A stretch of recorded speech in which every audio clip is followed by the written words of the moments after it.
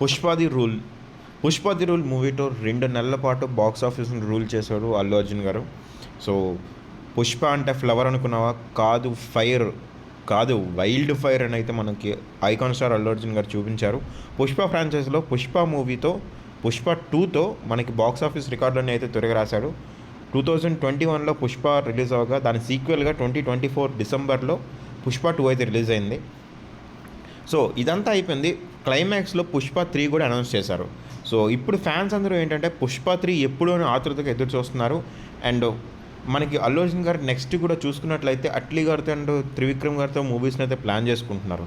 So Pushpa 3 అనేది ఎప్పుడు వస్తుంది, ఇక్కడ పుష్ప 3 కోసం మనకు కొన్ని లీడ్స్ అయితే ఇచ్చి వదిలేశారు కదా, వాటన్నిటికీ ఆన్సర్ ఎప్పుడు దొరుకుతుంది అనే క్వశ్చన్లకి ఇప్పుడు నిర్మాత మైత్రి మూవీ మేకర్స్ నిర్మాత రవిశంకర్ గారు మనకి వీటన్నిటికీ ఆన్సర్ అయితే చెప్పారు.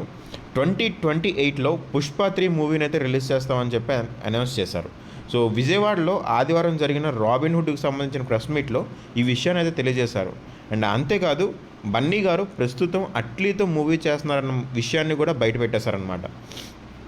సో ఒకేసారి 2 న్యూస్ని మైత్రి మూవీ మేకర్స్ వాళ్ళు బయట అయితే పెట్టేశారు.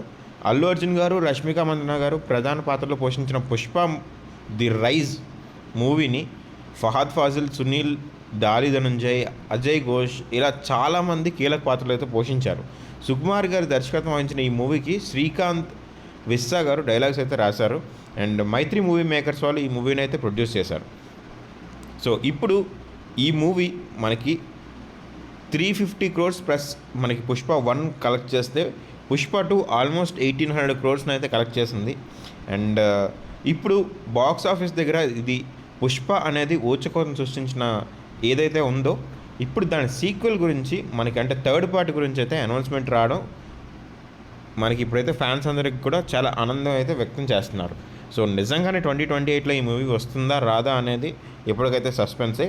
బట్ ప్రజెంట్ అయితే ప్రొడ్యూసర్ గారు చెప్పడం ప్రకారం 2028లో పుష్ప 3ని రిలీజ్ చేద్దామని అయితే ప్లాన్ చేస్తున్నారని చెప్పి తెలుస్తుంది. సో సుకుమార్ గారు నెక్స్ట్ ఏంటి అనేది సుకుమార్ గారే చెప్పాల్సి ఉంది. ఎందుకంటే సుకుమార్ గారు అంత ఈజీగా దేన్ని కూడా కంప్లీట్ చేయరు అండ్ మూవీకి చాలా టైం అయితే తీసుకుంటారు.